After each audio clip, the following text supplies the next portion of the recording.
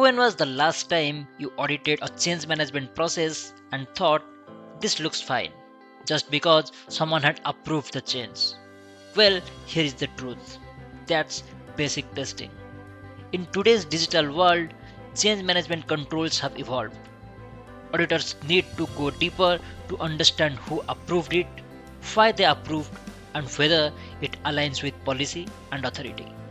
In this video, I will walk you through 6 essential things to check when auditing change management controls. Insights that will take your audit testing from routine to exceptional. Let's get started.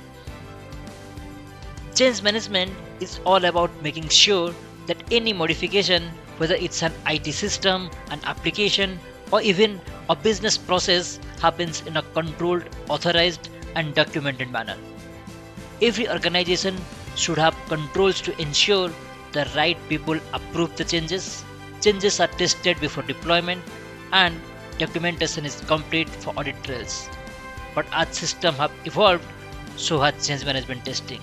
Let's look at what separates basic testing from exceptional testing. The first thing that we check is who is the approver, and is the approver the right person. Don't just check if someone approved the change. Ask, did the right person approve it? If an IT manager with no background in trading systems approves a trading application change, that's a red flag. The approver must have technical knowledge of the system undergoing change. Always check if the approver is the system owner or has demonstrated knowledge of that environment. The second point is on dual approvals. Every change should ideally have 2 layers of approvals, one from IT for the technical perspective and the other one from business for functional impact. If it's a trading system change, both the IT lead and investment banking or trade settlement head should sign off. This ensures both technology and operations are aligned before any changes go live. Review tickets for both IT and business sign-offs, not just one. The third point is about having the right authority.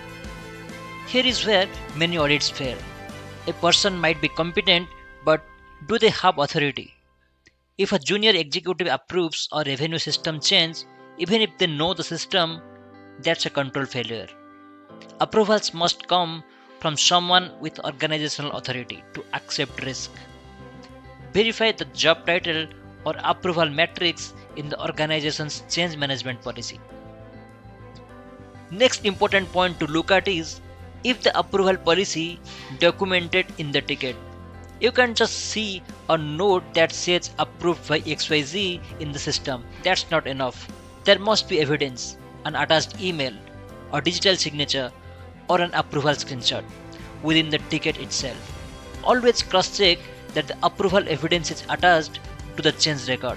If it's missing, that control didn't operate properly. Next control check is on the approval policy.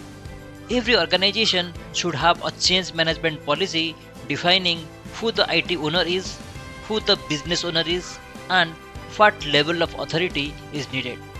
When auditing, make sure the approvals match what the policy says.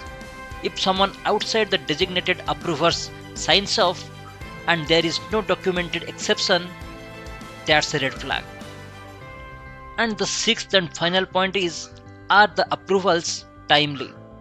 Approvals after deployment is a red flag. That's a retrospective approval and it defeats the purpose of control. Approvals should happen before implementation, not after. Check timestamps on approvals. Timing matters as much as authority. Change management testing isn't just about ticking boxes. It's about understanding who approved, why they approved, and whether it was the right process. Add these 6 checks to your next change management audit and your work papers will show a level of depth that most auditors never reach.